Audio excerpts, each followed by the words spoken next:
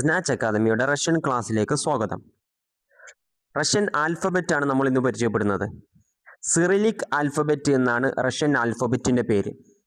33 അക്ഷരങ്ങളാണ് വവ്വൽസും കൺസനൻറ്റുകളും കൂട്ടി ടോട്ടലായി റഷ്യനിലെ ലെറ്റേഴ്സുകളുടെ എണ്ണം. ഇംഗ്ലീഷിലെ ആൽഫബറ്റിൽ കാണാവുന്നത് പോലെയുള്ള ഒരുപാട് അക്ഷരങ്ങൾ റഷ്യൻ ആൽഫബറ്റിൽ നമുക്ക് കാണാൻ കഴിയും. പക്ഷേ അവയുടെ ഉച്ചാരണങ്ങളിൽ മാറ്റമുണ്ട്. ഇംഗ്ലീഷിലെ ആൽഫബറ്റിലും റഷ്യൻ ആൽഫബറ്റിലും ഒരുപോലെ കാണാവുന്ന എഴുത്തിൽ സാമ്യതയുള്ള അക്ഷരങ്ങളെ ഇന്ന് നമുക്ക് പരിചയപ്പെടാം. അത് അണ്ടർലൈൻ ചെയ്യുന്നു. ബി,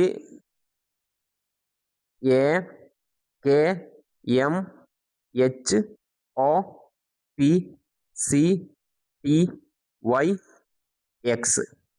ഈ അക്ഷരങ്ങളുടെ ഉച്ചാരണങ്ങൾ ഇംഗ്ലീഷിലുള്ള അതേപോലെയാണ് ഞാനിപ്പോൾ പറഞ്ഞത്. പക്ഷെ റഷ്യൻ ആൽഫബറ്റിലേക്ക് വരുമ്പോൾ അതിൻ്റെ ഉച്ചാരണത്തിൽ മാറ്റമുണ്ട്. എയുടെ ഉച്ചാരണം ഇ, ബിയുടെ ഉച്ചാരണം വ്. ഇത് ഇ എന്നാണ് നമ്മൾ ഉച്ചരിക്കുക, പക്ഷേ എ എന്നാണ് റഷ്യനിൽ പറയേണ്ടത്. ക്, മ്, ഇതിൽ വ്യത്യാസമില്ല. എച്ചിൻ്റെ ഉച്ചാരണം ന് എന്നാണ് നമ്മൾ പറയേണ്ടത്. ഓയുടെ ഉച്ചാരണം ഓ, അതിലും വ്യത്യാസമില്ല. അതേസമയം പിയുടെ ഉച്ചാരണം റ് ആണ്. സി എസ് ആണ് ഉച്ചരിക്കേണ്ടത്. ടി ത് എന്നാണ് ഉച്ചരിക്കേണ്ടത്. വൈ ഉച്ചരിക്കേണ്ടത് ഉ എന്നാണ്.